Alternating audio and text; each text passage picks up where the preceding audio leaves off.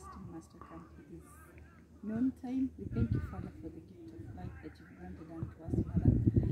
As sinful creatures, we humble ourselves before you. Pray that you may forgive us our iniquities, all that we've done knowingly and unknowingly.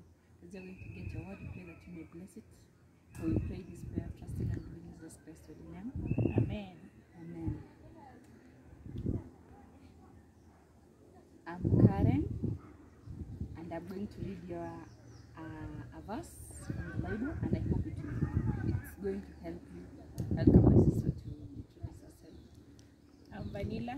We are going to share God's word on His love. So stay tuned till the end. Welcome.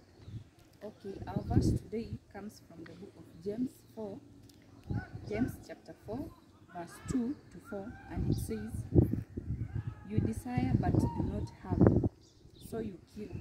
You covet but do not get what you want, so you quarrel and fight.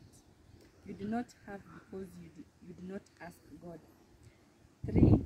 When you ask, you do not receive because you ask with wrong motives, that you may spend what you get on your own pleasures. 4. You adulterous people, don't you know that the friendship with the world means enmity to God? Therefore, anyone who chooses to be a friend of the world becomes an enemy of God. Also, we are going to get a text from the book of 1 John, that is chapter 2, verse 15 and 16. It says, "Do not love the world or anything in the world. If anyone loves the world, love for the Father is not in them.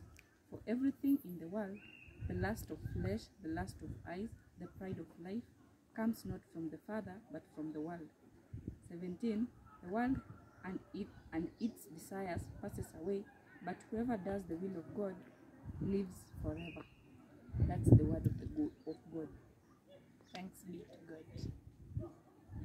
From the verse that we've read, first to start from the book of James, the Bible tells us that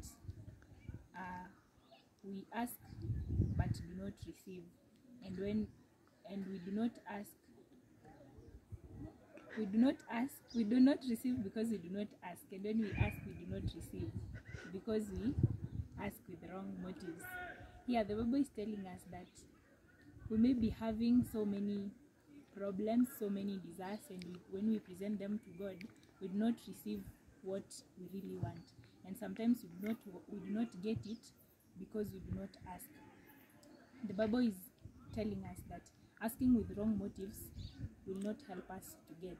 For example, if you want to, maybe if I talk of the relationship part, you want a certain lady, and when you are praying to God, you're telling God that I really need this lady, and you are giving God the lady you want.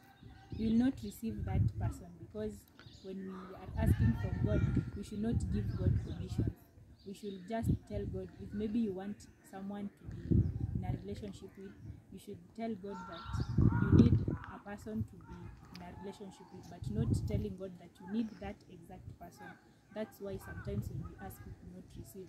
And then we ask other things, not to please God or not to do what God desires, but to do that which the world wants us to do. Sometimes we do other things to please men. We do other things for man's approval, which is not good before the eyes of God. And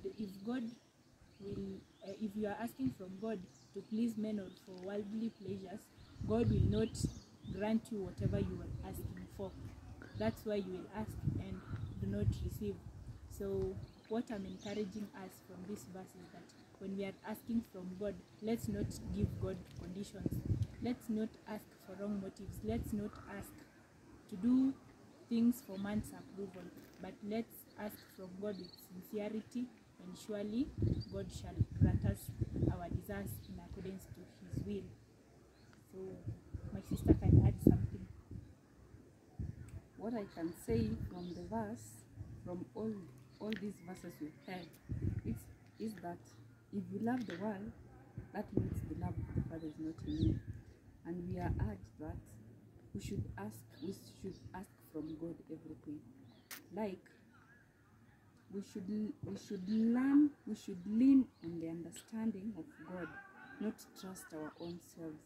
In the book of Proverbs, that is 3, it says, trust in the Lord with all your heart and lean not unto your own understanding, but depend on God. In all your ways, God will acknowledge him, not men. We are urged to depend on God. That is, in order to overcome all these trials and temptations that we have in our lives. This is the last of the world, what these evil things, which does not belong to God. We need Christ in our lives to enlighten us, to have the Christ-like character to guide us, so that we may not have that motive of praying, asking God to give us, to answer our prayers, so that to answer our prayers according to our own pleasures and desires, but may the will of God always be done in our lives. May you all be blessed. Amen. Let's pray. Father, we thank you for this time. We thank you for you being with us even as you are sharing the word and your love for us.